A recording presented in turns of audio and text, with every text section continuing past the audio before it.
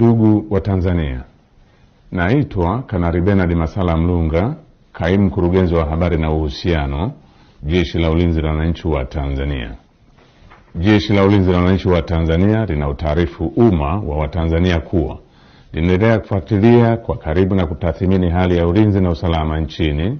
katika kipindi hiki cha kuelekea uchaguzi mkuu unaotarajia kufanyika tarehe 28 na tarehe 29 mwezi Oktoba mwaka 2025 kama ilivyotangazwa na Tume Huru ya Uchaguzi nchini na Tume ya Uchaguzi Zanzibar.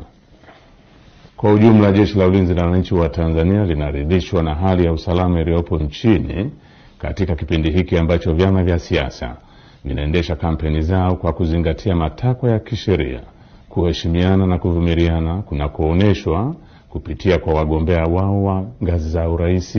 ubunge na udiwani.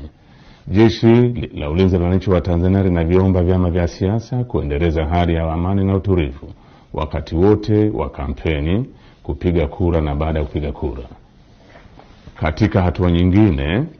Jeshi la Ulinzi la Wananchi wa Tanzania linalipongeza jeshi la polisi na vyombo vingine vya usalama kwa jinsi vinavyoendelea kusimamia hali ya usalama katika kipindi hiki cha kuelekea uchaguzi mkuu.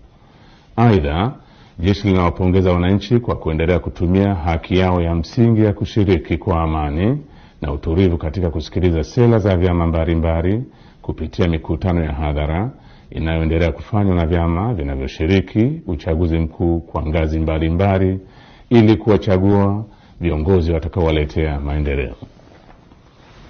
Pamoja na hali ya amani na utulivu iliyopo, bado kumeendelea kujitokeza baadhi ya watu wanaojiita wanaharakati kutoka ndani na nje ya nchi kutumia mitandao ya kijamii kupotosha umma kwa kuweka maudhui yenye kuleta uchochezi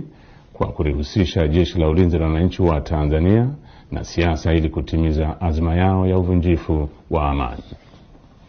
Jeshi la Ulinzi la Wananchi wa Tanzania linaomba umma wa Tanzania kupuuza machapisho au taarifa ambazo zimekuwa zikionekana kwenye mitandao ya kijamii. Wananchi wanakumbushwa kuwa taarifa zote zinazorihusu Jeshi la Ulinzi la Wananchi wa Tanzania zitatolewa na makao makuu ya jeshi kwa utaratibu rasmi na mawasiliano ya Jeshi la Ulinzi la Wananchi wa Tanzania na umma.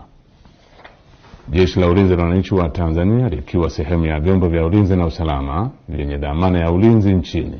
ninapenda kuhakikishia Watanzania wote hali ya amani, usalama na utulivu katika kipindi hiki cha kuelekea uchaguzi mkuu, wakati wa uchaguzi na baada ya uchaguzi mkuu.